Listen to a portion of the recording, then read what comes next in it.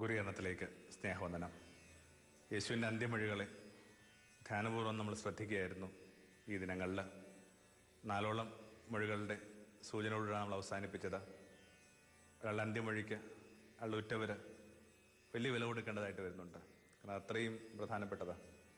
ഒരെണ്ണത്തിൽ ലളിതമെന്ന് തോന്നുന്നൊരു കാര്യത്തിന് പോലും ഒരു ഗാർഹിക പശ്ചാത്തലത്തിൽ നമ്മൾ കൊടുക്കേണ്ടി വരുന്ന വിലയുണ്ട്. അച്ഛൻ കണ്ണുകൂട്ടുമ്പോൾ ചെറിയ മകനോട് പറയുകയാണ്, അമ്മയെ വിഷമിപ്പിക്കരുത്. എന്നിട്ട് അദ്ദേഹം കടന്നു പോകുന്നു. ഈ ഒരു ആഗ്രഹത്തിന് വേണ്ടി മകൻ എന്തുമാത്രം കാര്യങ്ങൾ ചെയ്യേണ്ടതായിട്ട് വരും, എന്തുമാത്രം കാര്യങ്ങൾ വേണ്ടെന്ന് വെക്കേണ്ടതായിട്ട് വരും, എന്തുമാത്രം കാര്യങ്ങൾ ഇങ്ങനെ സോൾവ് ചെയ്യേണ്ടതായിട്ട് വരും. അപ്പോൾ ഉറ്റവരുടെ ബാധ്യതയാണ് ഈ അന്ത്യവചസ്സുകൾക്ക് വേണ്ടി വലിയ വില കൊടുക്കുക.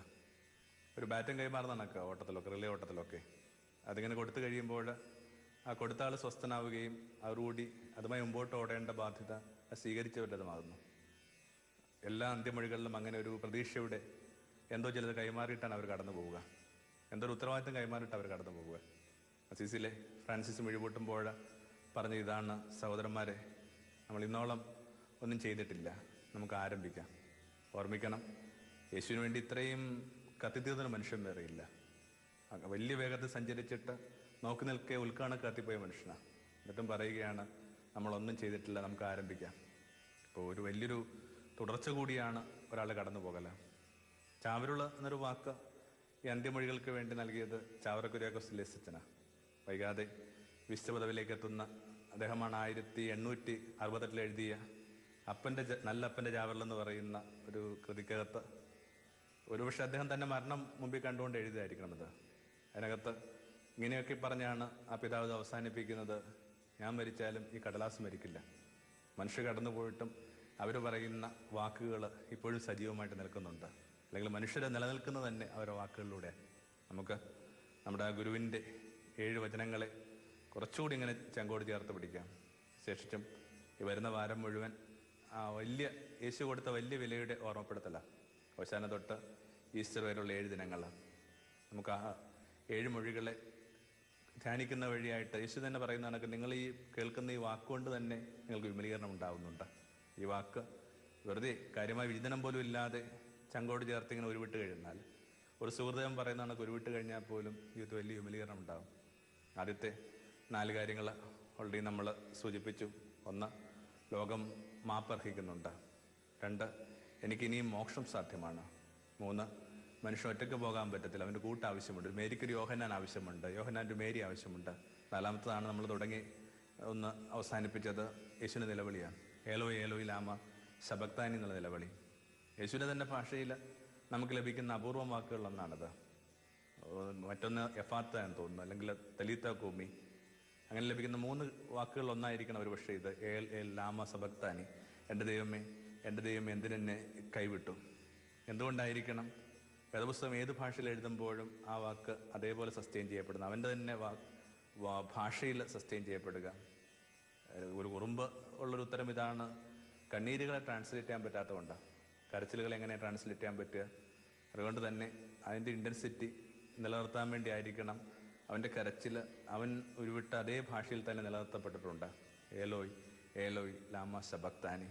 ദൈവം പോലും കൈവിട്ട് കഴിഞ്ഞാൽ ഭക്തൻ ആരുണ്ട്, എന്തുണ്ട്? മുമ്പൊരിക്കൽ നമ്മൾ സൂചിപ്പിച്ചിട്ടുള്ളത് തന്നെയാണ് രമണ മഹർഷി പറയുന്നൊരു കഥ. രാമൻ്റെ വനവാസകാലത്ത് രാമൻ ഇങ്ങനെ നടന്നു പോകുമ്പോൾ തൻ്റെ വില്ല് ഒരു പൊത്തി കൊണ്ട് കുത്തിവെച്ചു. എന്നിട്ട് തിരികെ വന്നിട്ട് ഈ പുഴയിൽ നിന്ന് പുഴയോരത്തുനിന്ന് കയറി വന്നിട്ട് ഈ വില്ലെടുക്കാനായിട്ട് ആഞ്ഞപ്പോൾ കണ്ടു അത് കുത്തിവെച്ചിരിക്കുന്നത് തവളയുടെ വായിക്കാത്ത. രാമന് വലിയ വിഷമുണ്ടായി, ഭാരമുണ്ടായി. രാമൻ പറഞ്ഞു, തവള നിനക്കൊന്ന് കരയാൻ പാടില്ലായിരുന്നു, നീ കരഞ്ഞിരുന്നെങ്കിൽ ഞാൻ ഈ അപരാധം ചെയ്യില്ലായിരുന്നല്ലോ.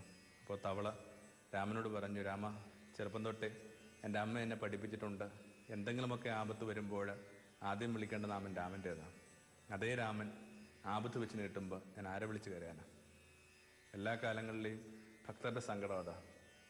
പ്രശ്നങ്ങളിലെ പ്രതിസന്ധികളിലൊക്കെ അഭയമാകുന്ന കരുന്ന ദൈവം തന്നെ ചിലതൊക്കെ അനുവദിക്കുമ്പോൾ ആരെ വിളിച്ച് കരയാനാണ്? അപ്പോൾ ഈ മനുഷ്യൻ കടന്നു പോകുന്ന വലിയ നിരാശകളിലൊന്നാണ് ഈ ദൈവം കൈവിട്ടെന്നുള്ള തോന്നൽ. പലപ്പോഴും ഇത്തരം കരച്ചിലുകൾ നിത്യജീവിതത്തിൻ്റെ വിശ്വാസ പ്രമാണങ്ങളിൽ ഇടം പോലും കണ്ടെത്താറില്ല. നമ്മൾ വിചാരിക്കുന്നു ഇത്തരം ജൈവികമായ നിലപാടുകൾ, ഇത്തരം വൈകാരികമായ നിലപാടുകൾ ദൈവത്തോട് സാധ്യമല്ലെന്ന്. ദൈവം ജൈവികമായ ഒരു കൺസെപ്റ്റായിട്ട് യേശു രൂപപ്പെടുത്തിയത് കൊണ്ട് നമുക്ക് ദൈവത്തോട് സങ്കടപ്പെടാം, കലഹിക്കാം, യോബിനെ കണക്ക് മുഷ്ടി ചുരുട്ടി ചോദ്യം ചെയ്യാം. ഇപ്പോൾ വലിയ ദൈവ മനുഷ്യരുമായി ബന്ധപ്പെട്ട ഒരു സ്വാതന്ത്ര്യത്തിൻ്റെ അടയാളമായിട്ട് ഈ കരച്ചിലിനെ നന്നായിട്ട് വ്യാഖ്യാനിക്കാവുന്ന ഏതുതരം ബന്ധവും മനുഷ്യബുള്ളത്തിന് ഏതുതരം വൈകാര്യതയും ദൈവവുമായിട്ട് സാധ്യമാണെന്നുള്ളതിൻ്റെ ഓർമ്മപ്പെടുത്തലായിരിക്കണം ഈ നിലവിളി. ഏലോയ് ഏലോയ് ലാമ ശബക്താനി. കരയാനായിട്ട് യേശു ധൈര്യം കാണിച്ചെന്നുള്ളത് തന്നെ നമുക്ക് വലിയ ആശ്വാസമാണ്. പലപ്പോഴും കരയാന്ന് പറയുന്നത് പുരുഷൻ തനിക്ക് നിരക്കുന്ന കാര്യമായിട്ട് ഇന്നോളം ഗണിച്ചിട്ടില്ല. കരയുന്ന ഒരു പുരുഷനെ അവൻ്റെ കാലം നന്നായിട്ട് അപഹസിക്കുന്നുണ്ട്. അത് പെണ്ണിന് നിരക്കുന്ന കാര്യമാണെന്ന് പറഞ്ഞുകൊണ്ട് ഏറ്റവും വലിയ പുരുഷൻ, അല്ലെങ്കിൽ ഭാരതത്തിൻ്റെയൊക്കെ ഭാഷയിൽ ഉത്തമ പുരുഷൻ ഇങ്ങനെ വാവിട്ട് കരയാനായിട്ട് ധൈര്യപ്പെട്ടു എന്നുള്ളത് കൊച്ചു കാര്യമല്ല. എന്തിനായിരിക്കും ഈ കരച്ചിലെന്നുള്ളതിനെക്കുറിച്ച് കാര്യമായ വ്യക്തതയില്ല. കാരണം അതിന് അവൻ്റെ കരച്ചിൽ കേട്ട സമയം തൊട്ട് തന്നെ വ്യക്തതയില്ല. നമ്മൾ വായിച്ചു കേൾക്കുന്നുണ്ട്, ആ കരച്ചിലിന് സാക്ഷ്യം വഹിച്ചവർ പോലും പറയുന്ന ഇതാണ്, പിന്നെ ഏലിയായെ വിളിക്കുന്നു, ഏലിയ വന്ന് രക്ഷിക്കട്ടെന്ന് നോക്കട്ടെ. അപ്പോൾ ആദ്യം തൊട്ട് തന്നെ ഒരു അംബിഗിറ്റി നിലനിൽക്കുന്ന ഒരു കുരിശിലെ മൊഴിയാണ് ഈ നിലവിളി. എൻ്റെ ദൈവമേ എന്തിനെ കൈവിട്ടു. ഏതാനും വ്യാഖ്യാനങ്ങളൊക്കെ ഇതിന് മീതെ നടത്തിയിട്ടുണ്ട്. അതിനകത്ത് കുറച്ച് യുക്തിപൂർവമായിട്ട് എനിക്ക് അനുഭവപ്പെട്ടൊരു കാര്യം ഇതാണ്: എന്തിനായിരിക്കണം യേശു കരഞ്ഞിട്ടുള്ളത്? എന്തായിരിക്കും യേശുവിന് നിലവിളിയുടെ കാരണം? എന്തായാലും ശാരീരികമായ ആ പീഡകളാവണമെന്നില്ല. അതും തീർച്ചയായിട്ടും നിഷേധിക്കാനാവില്ല. കാരണം വലിയ ശാരീരിക ക്ലേശങ്ങളിലൂടെ യേശു കടന്നു പോകുന്ന മണിക്കൂറുകളെ നമുക്കറിയാം. 5 മുറിവെന്നൊക്കെ നമ്മൾ യേശുവിൻ്റെ മുറിവുകളെക്കുറിച്ച് പറയുമ്പോൾ ഓർത്തു കൊള്ളണം, ഈ 5 മുറിവുകളെ ലൊക്കേറ്റ് ചെയ്യുക എന്നുള്ള എളുപ്പമല്ല. കാരണം അവൻ്റെ പീഡാനുഭവം പഠിക്കുന്നവർ പറയുന്നത് യേശു ഇങ്ങനെ ഒറ്റ മുറിവായി മാറിയെന്നാണ് പറയുന്നത്. ഈ കൈശാദിപാദം ഒറ്റ മുറിവാണ്. അപ്പം അത്രയും ക്ലേശകരമായൊരു ശാരീരിക അനുഭവമുണ്ട്. പക്ഷേ അതിന് മീതെയൊക്കെ നിൽക്കാനായിട്ട് പാകപ്പെട്ട യോഗിയുടെ മനസ്സ് യേശുവിനുണ്ടാവണം.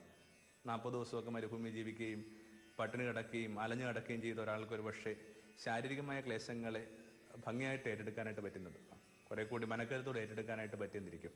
പക്ഷെ പ്രശ്നം ഇത്രയേ ഉള്ളൂ, അല്ല ആന്തരികമായൊരു വ്യഥയുണ്ട്.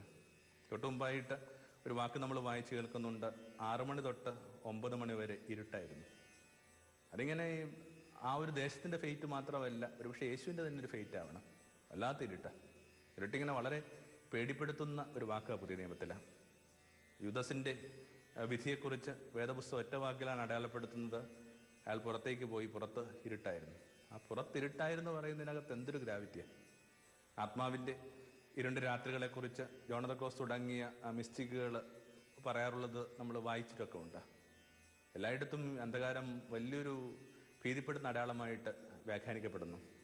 പത്രോസിൻ്റെ സുവിശേഷം എന്നൊക്കെ പറയുന്ന പ്രാചീന ഗ്രന്ഥത്തിൽ യേശുവിൻ്റെ മരണത്തെക്കുറിച്ച് ഇങ്ങനെയാണ് രേഖപ്പെടുത്തിയിരിക്കുന്നത്: നട്ടുച്ചയ്ക്ക് ഇരുട്ട് വന്നു, പലരും അത് രാത്രിയായെന്ന് കരുതി, ചിലർ വിളക്കെടുത്ത് യാത്ര തുടങ്ങി, എന്നിട്ടും പലരും തട്ടിത്തടകി വീണു എന്നാണ് പറയുന്നത്. അങ്ങനെ വല്ലാത്തൊരു ചുറ്റിനും പ്രതീക്ഷയുടെ ഒന്നുമില്ല. ഡൈനീഷ്യസിനെ കുറിച്ച് പറയുന്നൊരു കാര്യം എന്താണ്, അദ്ദേഹം ഇങ്ങനെ പഠിപ്പിച്ചുകൊണ്ടിരിക്കുമ്പോൾ ജാലകത്തിന് പുറത്തുകൊണ്ട് നോക്കിയപ്പോൾ സൂര്യൻ ഇങ്ങനെ മങ്ങുന്ന കണ്ടു. അപ്പോൾ അദ്ദേഹം പറഞ്ഞു, ഒന്നെങ്കിൽ ലോകത്തിന് വലിയൊരു മഹാഭീകരത വരാൻ പോകുന്നു, അല്ലെങ്കിൽ ദേവന്മാരിൽ ഒരാൾ മരിച്ചിട്ടുണ്ടാകും. ചുറ്റിനും ഇരുട്ട് നിൽക്കണ ഒരു ഘട്ടത്തിൽ ഒന്നുമില്ല. ആ ആത്മാവിൻ്റെ 2 രാത്രി എന്ന് പറയുന്ന അനുഭവത്തിലൂടെ കടന്നു പോകാനായിട്ട് ദൈവം തൻ്റെ പുത്രനെ അനുവദിച്ചെന്ന് കരുതുന്നതായിരിക്കും ഭംഗി. പാപം ഒഴികെ ബാക്കി എല്ലാ കാര്യങ്ങൾക്കകത്തും അവൻ നമുക്ക് സമനായിരുന്നു വേദപുസ്തകം പറയുന്നുണ്ട്. പക്ഷെ നമുക്കൊരു കുഞ്ഞു പ്രശ്നമുണ്ട്. നമ്മുടെ പ്രധാനപ്പെട്ട ഒരു കോമ്പണൻ്റ് എന്ന് പറയുന്നത് നമ്മുടെ തിന്മയിലേക്കുള്ള ആഭിമുഖ്യം, ചായ്വ.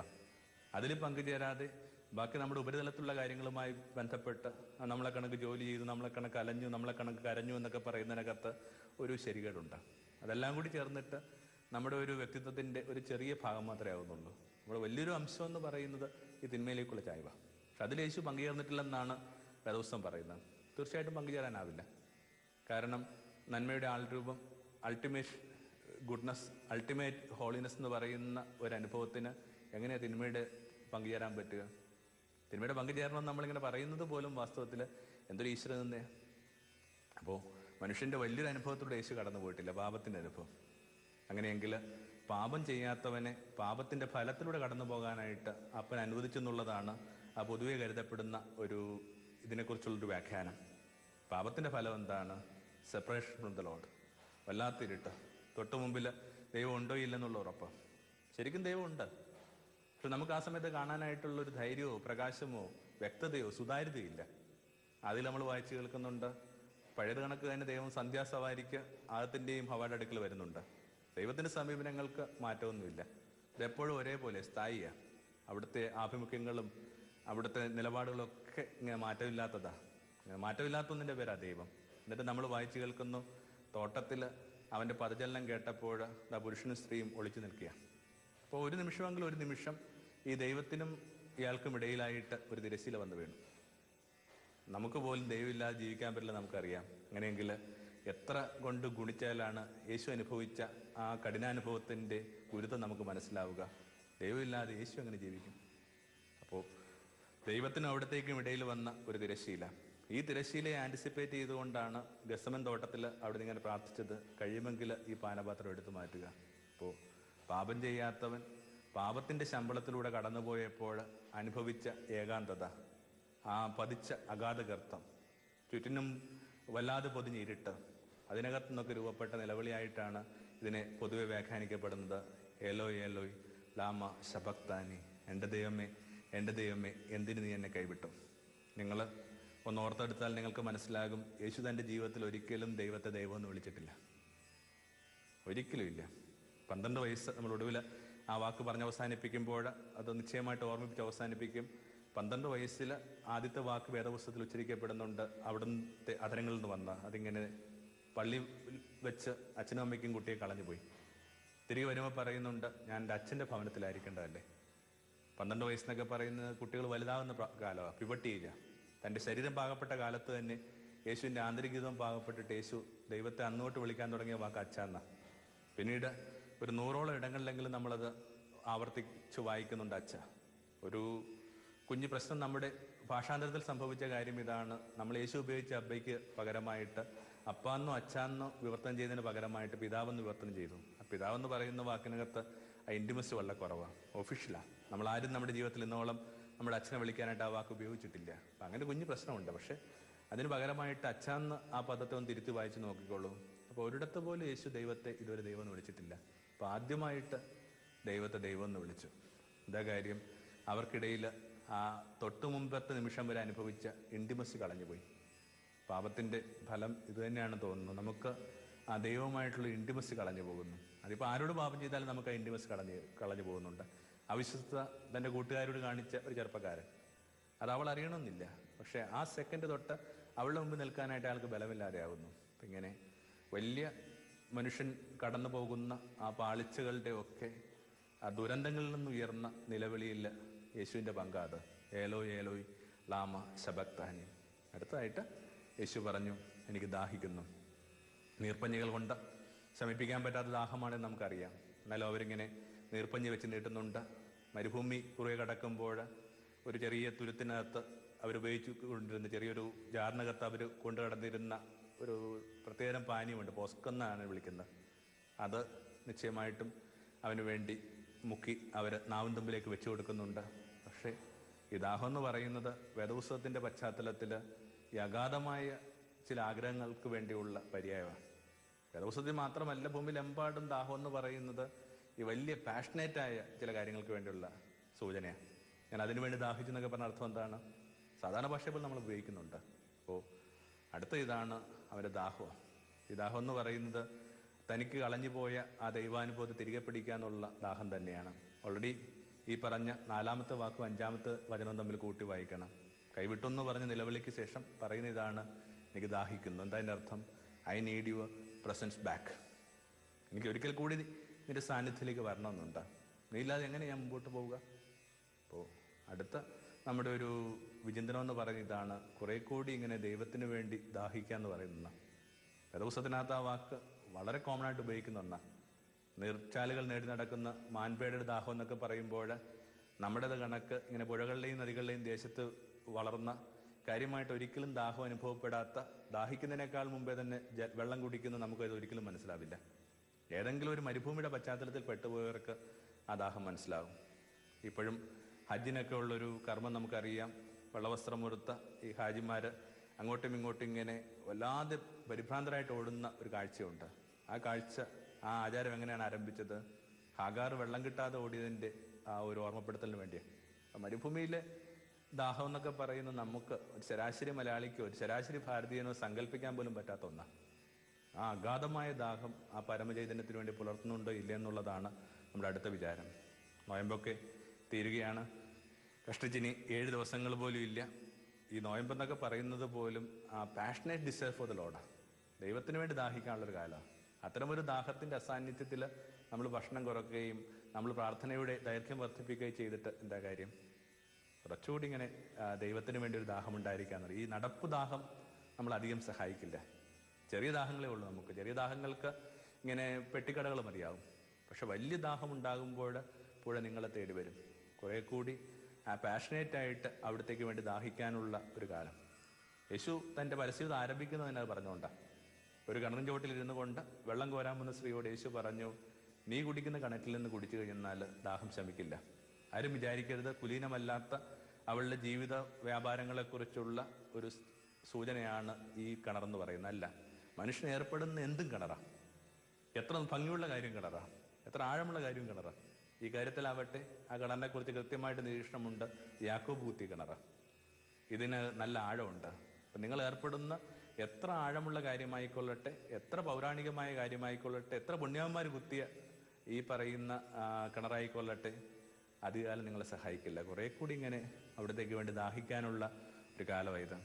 ഇങ്ങനെ ഒരു വലിയൊരു ആചാര്യൻ്റെ ജീവിതത്തെ മാറ്റിവിട്ട ദേവദാസിയുടെ കഥയൊക്കെ ഒരുപക്ഷെ ഈ പശ്ചാത്തലത്തിൽ ഒരിക്കൽ കൂടി ഓർക്കുന്നത് നല്ലതാണ്. അവളെ തേടി പോകുന്ന ആ രാത്രിയിൽ കൊരിച്ചൊരിയുന്ന മഴയാണ്. ആ മഴയിൽ ഇയാൾ കടത്തായിട്ട് കരുതി തുഴഞ്ഞ് അക്കരെ ചെന്നിട്ട് ആ കടത്ത് വഞ്ചി പുഴയിലേക്ക് വീണ്ടും തള്ളിവിട്ടപ്പോൾ മനസ്സിലാക്കി അത് കടത്ത് വഞ്ചിയായിരുന്നില്ല, മരിച്ചൊരാളുടെ ശരീരമായിരുന്നു. കൊരിച്ചൊരിയുന്ന ഈ മഴയത്തെ അയാളിതൊന്നും അറിഞ്ഞില്ല. ഈ പുഴ കുറേ കിടക്കുമ്പോൾ അയാൾ അതറിഞ്ഞില്ല. പിന്നെ അയാളുടെ വീട് തപ്പിച്ചെല്ലുന്നു. ഒരു വള്ളിക്കുടിലാണ്. ഒരു വള്ളി ഇങ്ങനെ താന്നു കിടപ്പുണ്ട്. അതിൽ പിടിച്ച് കയറി ഉമ്മറത്തെത്തുമ്പോൾ വിളക്കിന് മുമ്പിലായിട്ട് ഈ ദേവദാസി ഇങ്ങനെ പുഞ്ചിരിച്ചുകൊണ്ടിരിക്കുക. അവളുടെ ചിരിയിൽ വല്ലാത്തൊരു മുനയുള്ളതായിട്ട് നല്ല ബുദ്ധിയുള്ള ഈ ആചാര്യന് മനസ്സിലായി. അയാൾ പറഞ്ഞു, നിന്റെ ചിരിക്കകത്തൊരു മുനയുണ്ട്. അവൾ പറഞ്ഞു, ആചാര്യ, ഈ രാത്രിയിൽ എന്നോടുള്ള പ്രിയം കൊണ്ട് അങ്ങ് എന്തൊക്കെയോ അപകടങ്ങളുടെയൊക്കെ കടന്നു വന്നത്.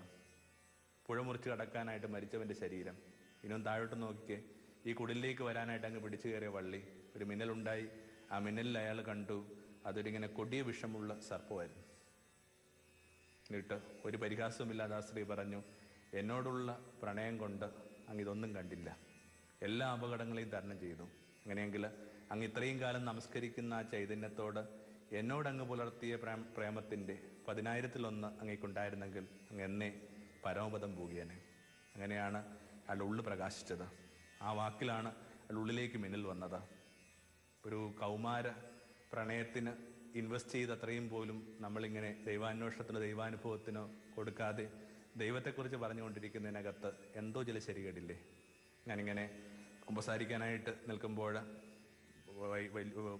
വയോധികനായൊരു വൈദികനാണ്.